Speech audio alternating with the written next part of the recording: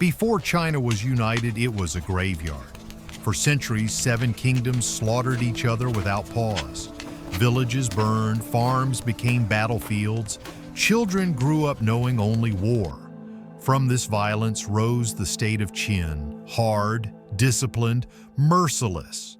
And from Qin rose a boy named Yingzheng. He became king at 13, too young to rule, but old enough to learn fear. His court was a nest of conspirators. Assassination attempts were constant.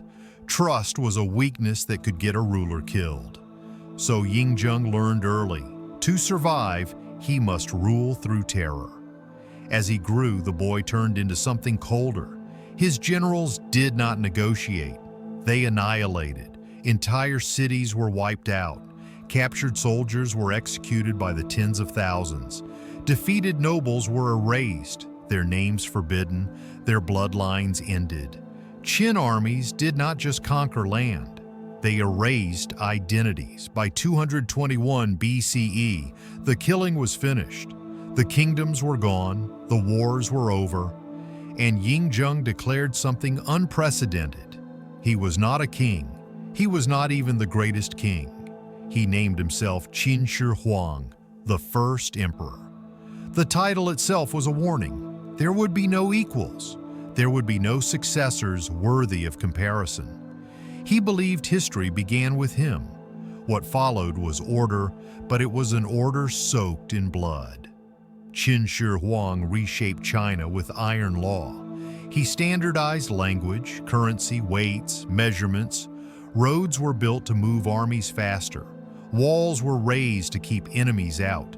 Millions were forced into labor. Peasants were taken from their fields. Prisoners were worked until their bodies broke. Those who collapsed were buried where they fell.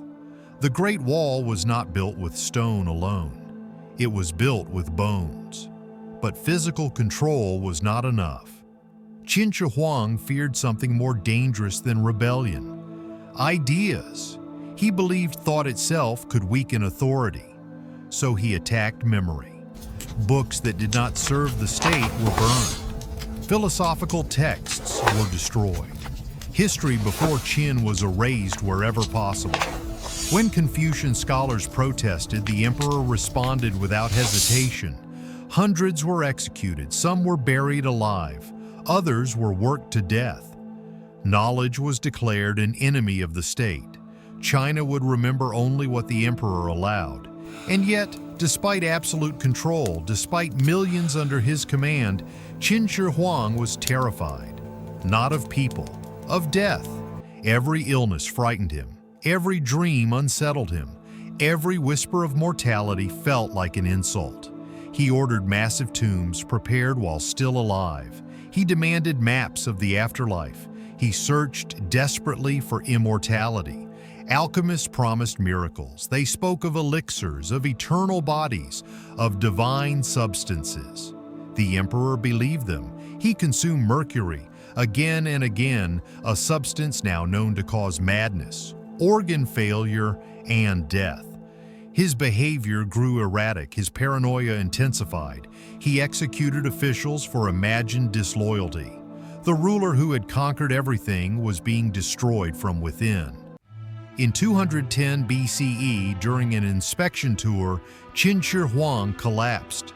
The first emperor of China was dead, but even in death, control mattered. His advisors hid the truth. His body was transported in secrecy. Carts of rotting fish were placed beside it to disguise the smell of decay. For weeks, the empire obeyed orders issued in the name of a corpse. When the truth finally emerged, the illusion shattered. Rebellions ignited across the land. The people he had crushed rose in fury. The dynasty collapsed almost immediately. The empire he built through terror could not survive without it. Yet beneath the earth, his final command remained. A tomb guarded by more than 8,000 soldiers, each sculpted with a unique face, each frozen in eternal silence. The Terracotta Army, not defenders of a nation, but guards for one man's fear. Qin Shi Huang did not become immortal. He did not conquer death, but he changed China forever. He proved that a man could unite a civilization through force alone, and he proved something darker. That absolute power does not eliminate fear, it magnifies it. Qin Shi Huang, the first emperor of China, a man who crushed millions because he was terrified of becoming one of them. History remembers power, but it never forgets pride. Subscribe and uncover the rulers who rose, ruled, and fell into darkness.